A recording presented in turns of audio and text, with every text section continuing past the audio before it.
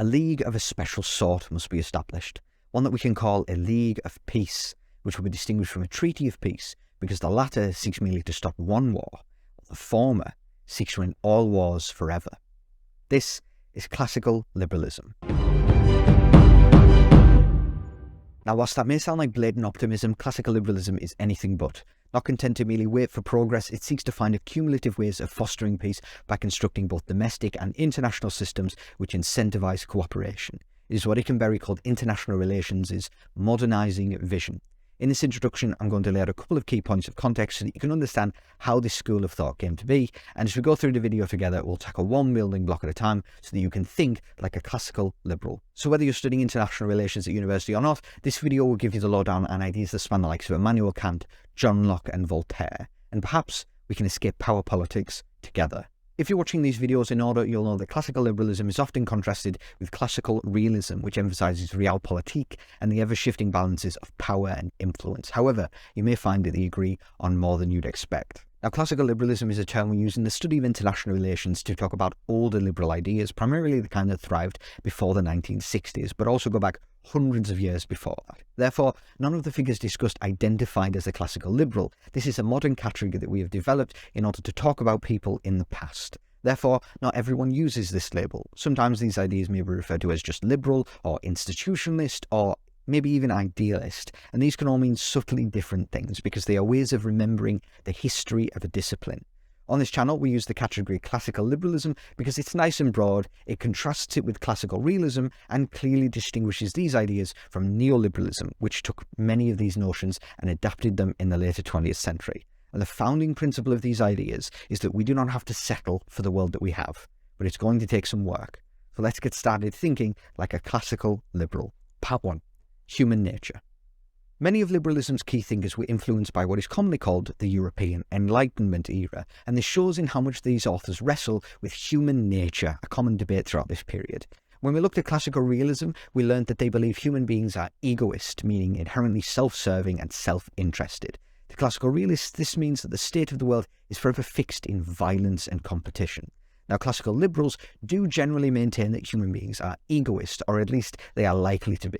Voltaire, for example, believes that violence and injustice stem from bad ideas. However, classical liberals additionally believe that we can incentivize egoistic and self-interested individuals to cooperate. As Scott Burchill put it, liberals have a belief in progress and the perfectibility of the human condition.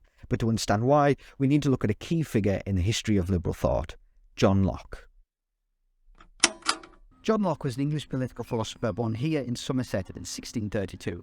After attending university, he became a physician of some note, but eventually left the country, some say, due to an involvement in the Rye House plots of a failed attempted assassination of King Charles II. Now, Locke had been strongly opposed to absolute monarchy for a long time, and whilst his involvement is disputed, he had in fact been writing the two treatises of government. In the former, the false principles and foundation of Sir Robert Filmer and his followers are detracted and overthrown. The latter is an essay concerning the true, original extent and end of civil government, which is quite the mouthful, and his most famous work of political philosophy. In it, he makes many arguments in favour of a Republican-style constitution and government by consent that will be vaguely familiar to anyone living in a modern liberal democracy. Now, in this text, Locke sees government as emerging out of what we call the state of nature, which is a hypothetical, not really real historical period in which humans had no political obligations to one another.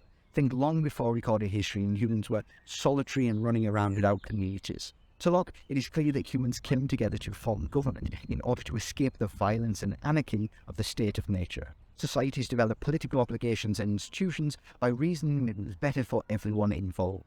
So even though everyone was self-interested, everyone could see that the world would be better off with a world with governance. And it's this ability to reason that is really central to Locke's way of thinking. It is the key to progress. If you can make people understand that perhaps at some small cost they can participate in mutually beneficial systems which will make them better off, then you might just be able to escape the madness. A belief in the human capacity for reason is also found in the writings of other classical liberal figures. Voltaire, as mentioned, emphasises the need for good ideas, and Kant closely ties reason into our ability to act morally.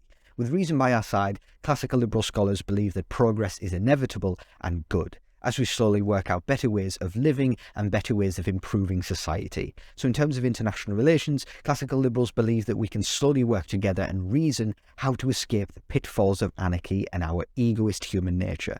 But how do we do this? Well, classical liberals favour constructing systems which incentivise or incline humans to cooperate, and this works through both domestic and international institutions. So, part 2. Domestic institutions. Classical liberals believe there are certain kinds of governments more inclined to operate peacefully. Therefore, they advocate for certain ideals in not just international relations, but domestic politics also. This stands in direct contrast to some other theories of international relations, which believe that no matter whether a country is authoritarian or democratic, capitalist or communist, they will all operate the same in the same circumstances. Now, as is the case today, some classical liberals, such as Thomas Paine, advocated for spreading these beneficial forms of government through force, whilst others, such as Kant, were opposed to intervention. Either way, the classical liberal priority is a government which respects the rights and freedoms of the individual citizen, starting with 1. A republican-style constitution. Nowadays, it's best to think of this as the separation of powers. Specifically, classical liberal scholars emphasise the need for the legislature, the portion of the government which makes laws, to be separated from the executive, the portion of the government that implements laws. This is because classical liberal scholars were long frustrated by the abilities of powerful monarchs and despots to drag countries into war without sufficient constraints on their authority. John Locke, for example, goes so far as to say that if the executive, whether monarch or not, should interfere with the legislature, then that is a declaration of war upon the people. This is particularly seen to prevent wars which appeal to the individual ego, like territorial expansion or imperialism. Not only will the state with the separation of powers and limits on authority have to go through more administrative hurdles to declare war, but its participants will also be accustomed to compromise and other non-violent solutions to conflict. 2. Representative government. Now, this one is a bit nuanced. Many classical liberal scholars are definitely not what we would describe in the modern day as democratic. Kant, or even some scholars such as John Stuart Mill, who died as recently as 1873, believed that Enlightenment government would come about through the will of an absolute monarch. However, there is an idea throughout their writings that a government which is accountable to the people will be less likely to go to war. It's just that the people was narrowly defined compared to today, and this accountability produces peace simply because the people bear the main cost of war. They are therefore unlikely to affirm a government which is in favour of war unless it is deemed absolutely necessary and the last resort. 3. The rule of law. In order for a state to be stable internationally, classical liberal scholars believe that it must be stable domestically. This allows for all these other institutions they talk about to operate predictably. Therefore, a fair and equitable justice system which reflects the previously discussed popular will and limits on authority forms the bedrock for a population of citizens who can operate as functional worldly actors. A state whose government is constantly being overthrown in popular uprisings is hardly going to be a good, stable neighbour. 4. Commercial exchange. Again, revealing their cultural context by engaging in one of the debates of the Enlightenment, liberal scholars see free commercial exchange as vital for individual liberty. There is some debate as to whether the famous Adam Smith can be considered a classical liberal, and whilst in many aspects he was not, his assumptions on the connection between market forces and individual liberty became a persistent theme. Not only does free commercial exchange provide a greater foundation for some of the international institutions we'll talk about in a moment, but classical liberal scholars also believe it is essential for citizens to have any agency separate from their government. A citizen without economic freedom defined in free market terms is not one capable of engaging in the kind of conflict aversion necessary for peace to be sustained. So, broadly speaking, if you want a state to be a peaceful international actor, you need republicanism, representative government, the rule of law, and receipts. I couldn't come up with a better alliteration than that. Part 3. International institutions. It's important to point out that classical liberals aren't pacifists, even when they aren't in favour of intervention. They don't disagree with classical realist observations like having a bigger military is certainly the preferable bargaining position to the alternative. But the problem with that way of thinking is that it's just an eternal struggle. It's a self-fulfilling prophecy. The classical liberal position is that this struggle can be escaped. Now, the domestic institutions we've just discussed provide the bedrock for peace. They create peaceful members of the international community. Now, building on this foundation, there are international institutions that further incentivize peace. These international institutions can come in two forms, formal and informal. Formal international institutions are those like the UN or NATO, which have official memberships, a building, maybe even a constitution, whereas informal institutions are just commonly agreed upon norms and ways of doing things. Unlike the domestic institutions we discussed, however, where they can feasibly exist in isolation, for example, a state can have the rule of law without representative government, these international institutions lead from one to the next, and it all starts with 1. Economic interactivity. Very simply put, lots of trade between two countries creates an economic interdependence which increases the cost of war. I'm not going to go to war with you if I buy all my food from you, and you aren't going to go to war with me if I'm the only one who can make new Animal Crossing games. That cultural reference was for my fiance's benefit. Interstate trade also generates familiarity between groups of people that can lower potential antagonisms. You're not going to be so suspicious of the French if once a month a friendly one sails into town and sells you a pan au chocolat. Paterson and Ward talk about how merchants in particular had the power to undermine pre-capitalist or feudal tendencies like egotistical wars of aggression, because war can be bad for business. So egoist individuals can still lead to progress whilst acting in their own interest. But this isn't just limited to buying and selling products. Now that international travel is more accessible than ever, every family holiday or honeymoon becomes the foundation for familiarity and humanization. However, to facilitate all of this economic interactivity, we're going to need 2. International law.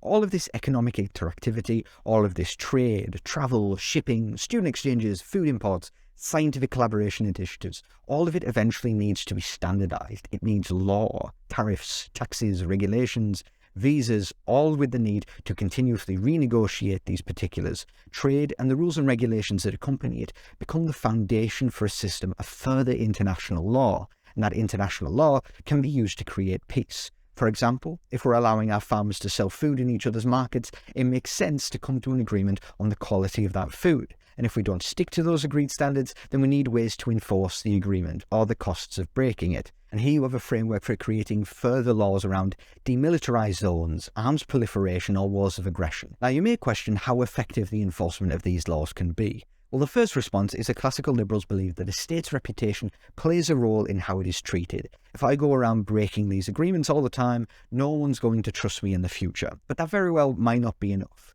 So to make sure these laws are abided by, we need 3. Formal institutions. Simply put, laws require administration.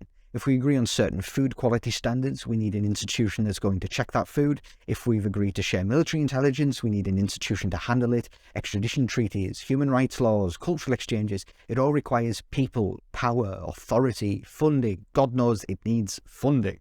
And more, states become increasingly entangled. This is why many scholars like Russett and Oneal emphasize that these ideas must be understood as a package deal. To borrow Kant's term, this isn't just a lasting peace, it's a perpetual peace that continuously reinforces itself. Let's look at an example of that process. On March 25, 1957, the Treaty of Rome established the European Economic Community, or EEC, signed by Belgium, France, Italy, Luxembourg, the Netherlands, and West Germany. The treaty states that its members were determined to lay the foundations of an ever closer union among the peoples of Europe, and this primarily started with trade. Specifically, it aimed to develop what is called a customs union, essentially an international area of free trade, and early on, common prices were being set and trade tariffs were being lowered. Now, whilst the EEC began by making decisions unanimously, as its power grew, it shifted to majority rule on new regulations, and it quickly developed a system of rules and courts to enforce its decisions. By the time the 1990s came around, the EEC, along with other international European communities, had increased their membership and areas of interest significantly. In 1993, the Maastricht Treaty founded the European Union, with the EEC as one of its primary building blocks. In the words of the treaty itself, its members had resolved to continue the process of creating an ever closer union among the peoples of Europe. And so the process continued, not least with the development of the Eurozone, and with all these laws and increasing integration soon came a president of the European Council. Trade begat law, and law begat formal institutions, and in this time the EU has been one of the most peaceful areas on the planet. So that was classical liberalism, a theory that wrestles with the human capacity for progress and the building blocks of peace. In this video, we've covered the foundations of doing analysis like a classical liberal, so let me know what you think of it in the comments down below. You can also find more videos here and on my channel. This overview is explicitly uncritical, so that you can understand classical liberalism on its own terms. If you want me to go deeper into some of the problems and perspectives of this theory, then please let me know. And the more people who interact with this video, the more likely I am going to be able to upload more. So please do that. God bless you all, and I'll see you next time.